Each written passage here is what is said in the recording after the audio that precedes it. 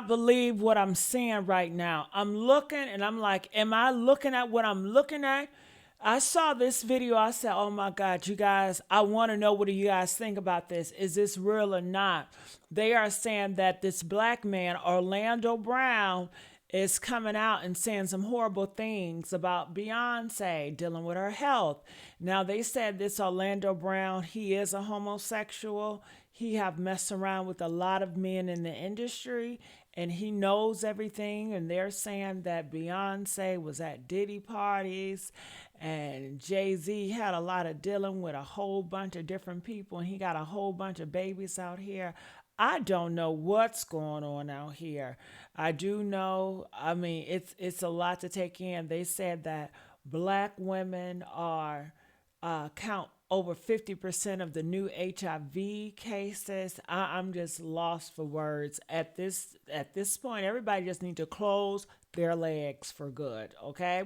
I want to know your thoughts about this. I want you guys to react. I want to know what your thoughts. Check this video out. I couldn't believe what I heard. Orlando Brown is back on Beyoncé's neck again. And this time he is spilling all the tea about how Beyoncé supposedly caught a load of infections while allegedly freaking off with hella people in the industry. And guess what? This ain't no regular infection, y'all. According to Orlando, Beyoncé supposedly has full-blown AIDS, and she's been living it for years. The crazy thing is, Beyoncé has done a good job at convincing the world that she's this sweet girl that minds her business and doesn't involve herself in whatever mess they have going on in Hollywood. But word on the street is that she is the complete opposite. The difference between her and other folks who have been exposed is that she's just more calculated with it. But here's the thing though, there's only so much calculation she can do before people catch on. You see, as soon as people started digging into her, they found so many receipts that made Orlando's allegations hard to not believe. Let's start with those lesbian and extreme witchcraft rumors about her. Apparently, the freak-offs are actually just the tip of the iceberg. The lesbian rumors have always been around, but it took a turn for the worse when she got exposed for allegedly getting freaky with other women in a club. According to the source who spilled the tea, Beyoncé was seen at The Box with 3 girlfriends, enjoying the club's risque show, surrounded by a huge bodyguard and protective curtains around their table. An eyewitness who was at the show that night said, Beyoncé was really making the most of the burlesque strip show. She was on the table in the VIP balcony cheering loudly as 2 girls got naked and licked each other's feet. She stayed until 3:30 in the morning. Terry Lynn Carrington, who put together Beyonce's entire female band, which was Matthew Knowles' idea because he couldn't get Beyonce to stop. Guess you didn't know your daughter well enough because she just started all the girls. And that right there was Jaguar Wright. And if you know anything about her, then you know she has never shied away from dragging Beyoncé for filth every chance she gets. She is actually one of the first people to slam Beyoncé for apparently being involved in heavy witchcraft. But the thing about the witchcraft rumors is that Beyoncé had a hand in starting it, even before Jaguar stepped into the chat. You see, back when she started going by her infamous Sasha Fierce alter ego, she revealed that every time she used it, she felt possessed. She said, right before I performed for the BET Awards, I raised my hands and it was the first time I felt something else come into me. I knew that was going to be my coming out night at the award show. Anyway, in 2018, her former drummer, who had been on tour with her for years, quit her job in the middle of the On the Run 2 tour, claiming she was using extreme witchcraft behind the scenes. She said when she finally quit the tour, Bey was allegedly sending people to scare her into staying silent so the truth wouldn't come out. Things got so bad that she filed a restraining order against Beyoncé because she was scared for her life. Beyonce's ex-drummer of 7 years, she is seeking a restraining order against Beyonce. She's accusing her of dark magic, witchcraft, tapping into her phone bill, and basically controlling her finances, harassing her. She's saying the Beyonce camp is put up a huge harassment campaign against her. And it's overall witchcraft. She sought a restraining order in the past. It got denied. And she has another one scheduled for October 11th. But the internet is just like, what? Excuse me?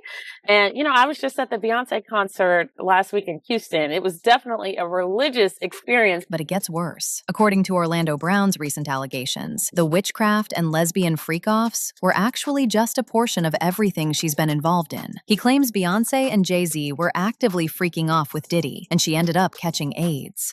Yesterday, I said Beyonce got AIDS. Ask me Why I wasn't dead after I said Beyonce got AIDS? People were actually not sure how to feel about this, because as I already said, Beyoncé is the last person anyone was expecting to be doing things like this. Talk less of her having AIDS. But once those receipts started getting exposed, everything suddenly began to make sense. I mean, do y'all remember that time when Rihanna's ex-publicist, Jonathan Hay, jumped on an interview and accused Jay-Z of being DL? He said he actually saw Jay-Z allegedly getting freaky with a trans woman. Mind you, he and Beyoncé were still very much married at the time of this supposed incident. So people are saying there is a chance that she caught something and passed it on to Beyoncé. Allegedly, of course. You see Jay-Z with transgender women?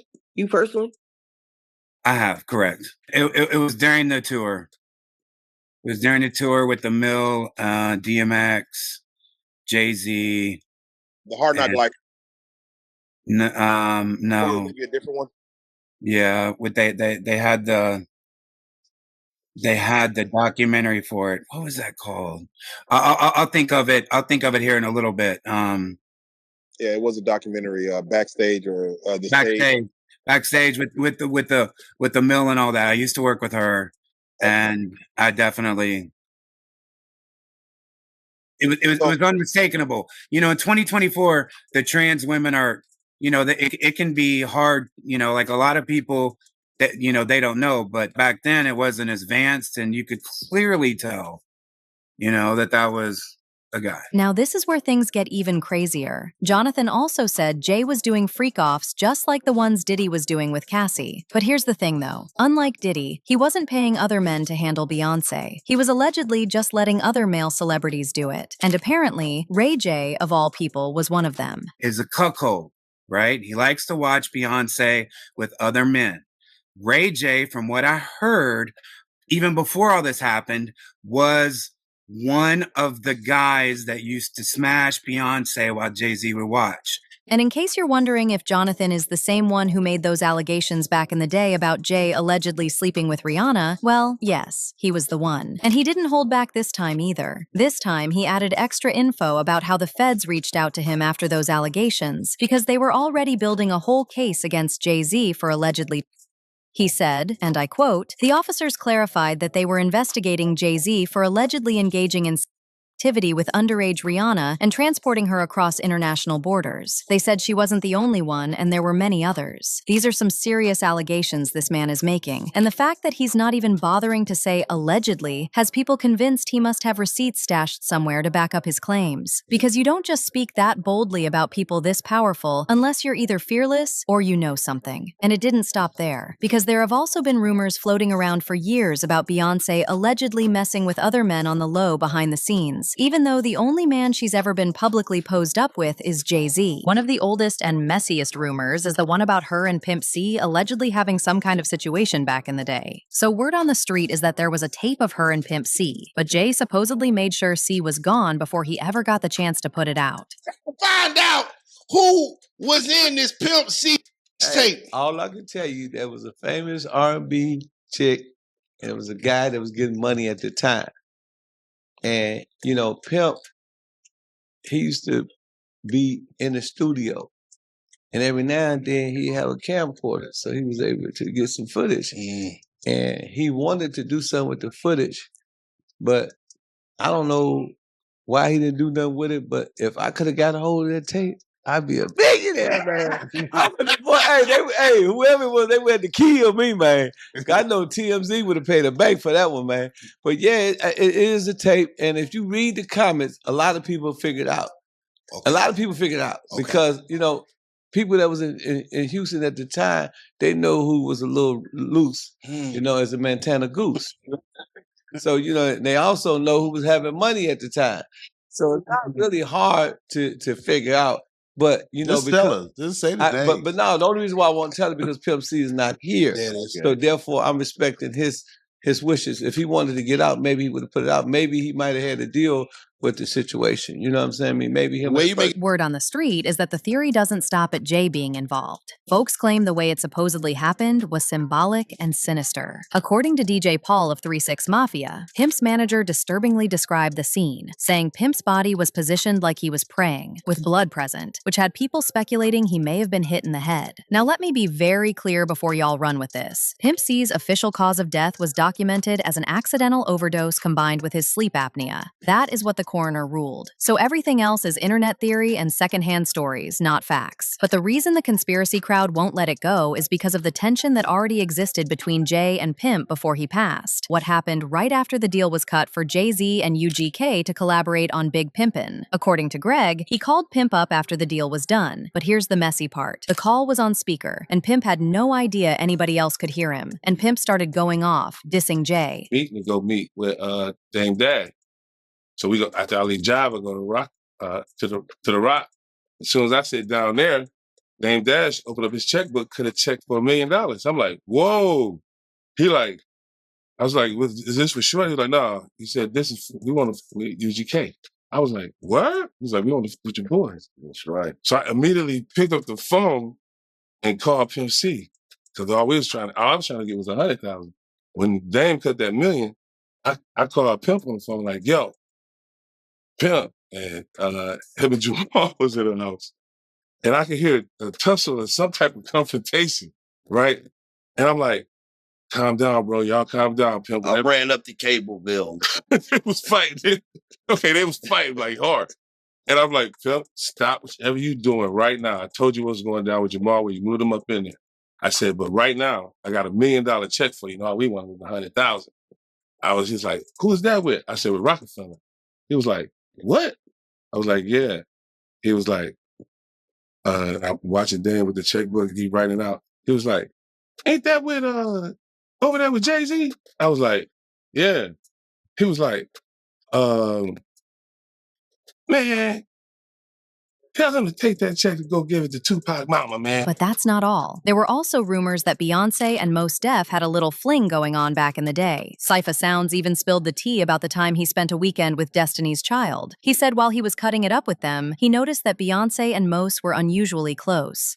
I DJ'd for Mos Def, and we went over to London for some shows, and Destiny's Child was performing there. And I don't know if you know this, and don't tell anybody if you don't, but Mos Def kind of used to mess with Beyoncé. As if things couldn't get any worse, the lawyer Ariel Mitchell-Kidd revealed in an interview that she recently got approached by a potential client who wanted her to reinsert them in the sale of a freak-off tape between Diddy and a certain high-profile celebrity. Ariel said the person in the video was more high-profile than Diddy and wasn't aware they were being recorded. I also was just recently contacted by someone who wanted me to essentially represent them in the sale of one of the Diddy tapes. So, which I declined that because... Wait a minute. Say that again. Say that again. Back up. You're saying that there's tapes and they're being shopped? Yes, there have been people already shopping. We've heard about the tapes. Yes. The shopping thing is... Yes, there already have been tapes leaking around Hollywood, being shopped around to individuals in Hollywood. But one particular person contacted me to shop a particular video they were in possession of, and to contact the person who was in the video to see if they were interested in purchasing the video before it became a public knowledge. I've heard this before. So like a catch and kill. Catch and kill, correct. Wow. Can you, and I guess you can't reveal the person who is on. No, I can't explain who the person was, but High profile? Mr. Combs was in the tape, and this other person is, I would venture to say, more high profile than Mr. Combs. Really? Really? And you've seen it? I've seen stills of the video. Okay. You can verify that it exists, that it's real, that the other person in the video is very visible. It's no question if it's that person in the video. And I can tell the video is pornographic in nature. Oh my. All right. So we know that he videotaped a lot of activities at his home, did he? And it sounds like there was probably a lot of hidden cameras as well. Is that what is being talked about? Yes. This was actually in his Atlanta home, at a home he had in Atlanta at one point. And it does seem that the person isn't like looking into the video. So to me, doesn't seem like that person knows they're being videotaped. It doesn't seem like they're active participant in the videotaping, like they're being surreptitiously recorded it. People immediately assumed it was Beyoncé for two reasons. First, there are only a few celebrities more high profile than Diddy, and she's one of them. Second, they also said if she really had a tape with Pimp C, then their chances of her having one with Diddy wasn't far-fetched. People also brought up this interview DaBaby did, in which he talked about the time he was caught up in a private meeting with Diddy, Beyoncé, and Jay-Z at Diddy's house. As usual, people had their thoughts like this person who said, "So this could be true because I have heard many stories about Jay-Z making Beyoncé smash other guys in front of him, and he would watch. There is a reason why Solange was fighting him in the elevator." Another person said, "Jay-Z has been cheating. They both admit it, so it's possible to catch something. And why did Solange beat him up so bad? Did he give her something?" But now, let me know your thoughts. What do you think about Orlando exposing Beyoncé for allegedly having AIDS? And do you really think that she caught it from all her years of being in all these alleged affairs?